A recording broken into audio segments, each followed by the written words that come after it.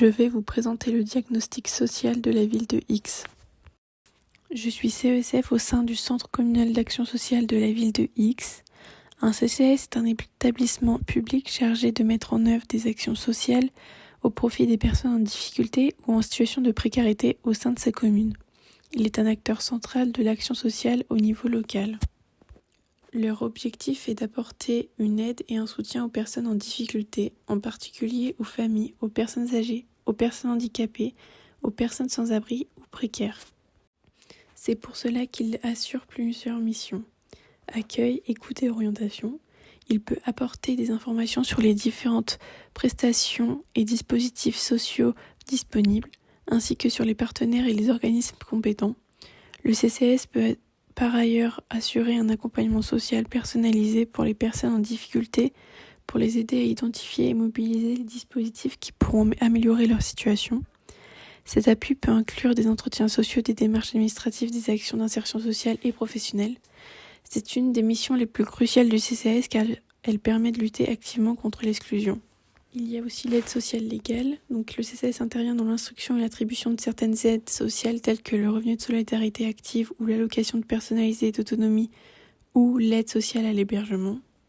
Il met en place des actions en faveur du public cible. Il peut proposer des actions et services spécifiques pour les personnes âgées, les personnes en situation de handicap, les familles en difficulté, les jeunes. Il peut s'agir par exemple d'aide à domicile, de portage de repas, d'activités de prévention ou des activités sociales et culturelles. Il joue un rôle aussi de coordinateur avec les différents acteurs sociaux de la commune, que ce soit les services sociaux, les associations, les structures médico-sociales, les établissements scolaires, les services de santé et encore d'autres. Cette coordination vise à favoriser la complémentarité des actions et à optimiser les ressources disponibles. La ville de X est située en Saône-et-Loire. La population de cette ville s'élève à 5528 habitants. La population de la ville est principalement composée de jeunes de 18-24 ans, de seniors, de familles et d'enfants mineurs. Elle représente 590 familles, 1110 enfants mineurs, 401 jeunes de 18 à 24 ans et 1567 seniors de 60 et plus. La ville de X comporte divers établissements à l'attention de ses publics. La ville de X propose pour les seniors le service d'aide à domicile ou l'EHPAD. Il propose pour les enfants mineurs le relais petite enfance, les multi-accueils, les assistantes maternelles, les garderies, les écoles maternelles, les écoles élémentaires, les collèges et ainsi le point formation jeunesse. Pour les jeunes de 18 à 24 ans, il leur est proposé le point formation jeunesse. Pour les familles, il leur est proposé le centre communal d'action sociale avec différents services au sein de celui-ci, l'espace France Service ou le service d'animation familiale et solidaire. Via ces publics, j'ai décidé de me baser principalement sur les familles monoparentales. Une famille monoparentale est définie selon le ministère de Solidarité et des Familles comme un parent ou d'une personne qui assume seule la charge d'au moins un enfant privé de l'aide d'un ou de ses deux parents.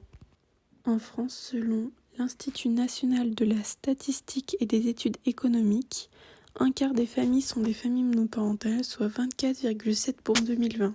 Dans la ville de X, les familles sont également présentes, malgré une légère diminution entre 2013 et 2018. En effet, en 2013, les familles monoparentales s'élevaient à 29,7% des familles, contre 28% des familles monoparentales en 2018, ce qui représente ici plus d'un quart de la population. Selon le ministère des Solidarités et des Familles, les familles monoparentales sont plus sujets au risque de pauvreté. J'ai pu constater que, selon l'INSEE, en 2018, 35,3% des familles monoparentales sont considérées comme pauvres. Dans la ville de X, les familles monoparentales restent les plus exposées au risque de pauvreté. 33% des familles monoparentales se situent sous le seuil de pauvreté. Des politiques sociales sont favorables à cette situation. Il y a la politique de lutte contre la pauvreté. Elle désigne l'ensemble des mesures, politiques et actions mises en place par le gouvernement pour réduire, voire éliminer, la pauvreté au sein de la société. Elle vise à améliorer les conditions de vie des personnes en situation de précarité en leur offrant un meilleur accès à l'éducation, à la santé, à l'emploi et au logement. La pauvreté est un manque de ressources qui ne permet pas aux personnes de subvenir à leurs besoins essentiels. La politique familiale est également favorable à la situation.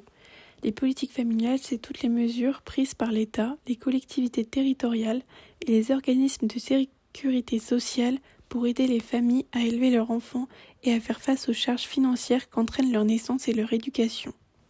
La politique familiale, elle vise à maintenir le niveau de vie des familles malgré le coût engendré par la naissance et l'éducation de l'enfant, à favoriser l'articulation entre vie familiale et vie professionnelle pour que les parents des jeunes enfants puissent continuer à travailler, et ainsi apporter un soutien à la parentalité pour aider les familles en difficulté relationnelle et éducative avec leurs enfants. En tant que conseillère en économie sociale et familiale, je me positionne dans la politique familiale face à cette situation. Mes missions pour aider les familles monoparentales en cas de risque de pauvreté sont d'apporter un soutien social, éducatif, culturel et économique, apporter un soutien à la parentalité, orienter les familles vers un dispositif d'aide sociale, renforcer l'autonomie de vie, faciliter l'accès à l'emploi compatible avec une situation parentale, et ainsi faciliter l'accès à l'éducation, la santé et au logement. Pour accomplir ces missions et donc accompagner au mieux les familles monoparentales en difficulté, le CCAS travaille en partenariat avec la Caisse d'allocation familiale afin de fournir des prestations qui pourront aider les familles à subvenir à leurs besoins.